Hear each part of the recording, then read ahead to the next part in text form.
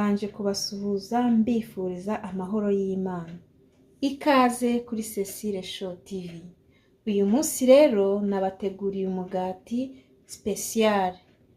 Umugati wacu witwa Nyuki Bread.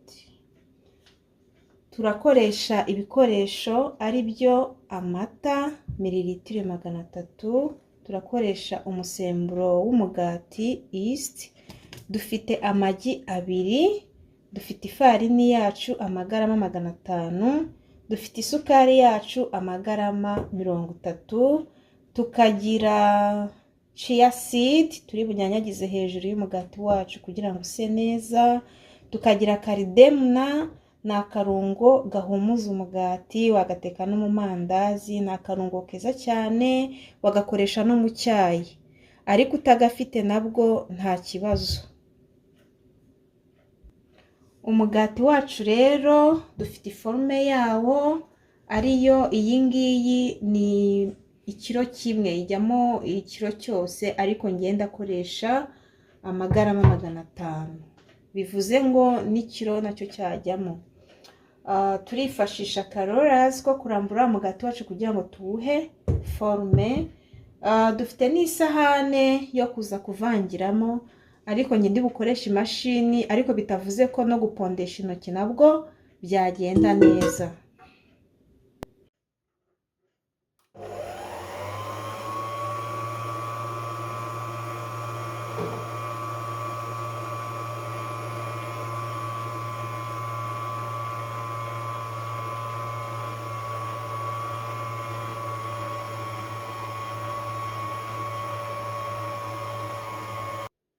Hakurikiyeho gushyiramo beri yacu ni amagarama 30, nayishongesheje kubera ko ibifashe cyane. Tumaze gushyiramo beri, turahita twongera dupureyinge ya mashini yacu ibivange neza.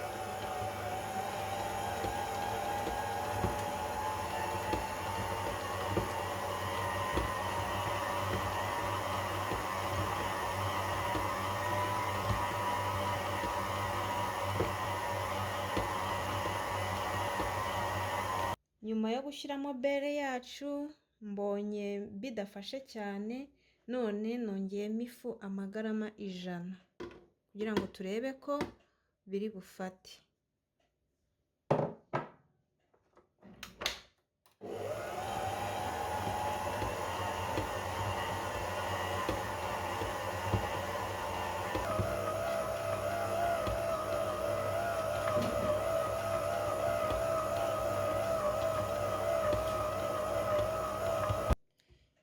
Igipondo cyacu rero kibaye tayari. Ubu ngubu ngiye kugikuramo. Ifu yacu yari amagarama 500, ariko mwibuke ko twashyizemo bere bigasa nk'ibyoroshye, mpita nongeramo andi magarama 100. None ubu ngubu ndabona kimeze neza. Ubu yose hamwe ni amagarama 600. Nujya kuwukora rero uzubahiriza ibyo bipimo, bizagenda neza. Nibagiye no kubabwira nashyizemo n'umunyu amagarama 5, nabyibagiwe kubivuga, ariko nakunyu nako karimo burya kaba keza, umugati ujyamo umunyu. Ubu rero tugiye kuwuha forme kugira ngo tuze kubona uko tuwushyira mu ifuru. Aha rero niho tugiye kuwukorera. Ubanza kunyanyagizaho agafu kugira ngo utaza gufata hasi, igipondo cyacu kidafata hasi. Niturangiza tuwukarage, tuwushyire mu ifuru, ubundi dupfundikire nibura iminota 30. Umugati wacu uraba wabyimbye, noneho tubone gucana ifuru, tuwushyire mu ifuru. Umugati wacu turawuteka mu ifuru, turacana kuri dogere Celsius 200. Dutegereze iminota 30, tayari duhite twiseriva umugati wacu.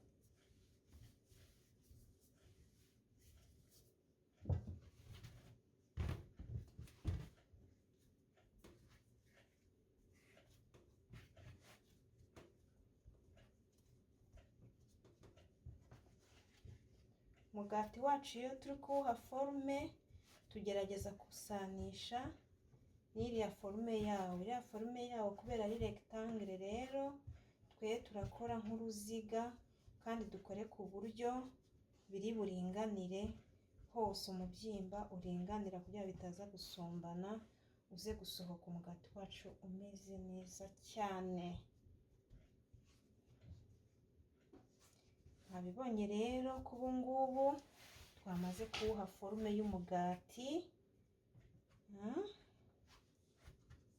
Umeze neza cyane. Igikurikiyeho ni ukuwushyira muri ya forume yacu.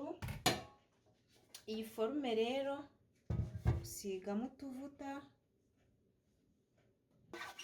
Murabona rero ko ndimo ndagenda asigamo utuvuta hose, dukwiremo hose, kugira ngo utaza gufatana mu kuza kuwarura ukaza kuturushya.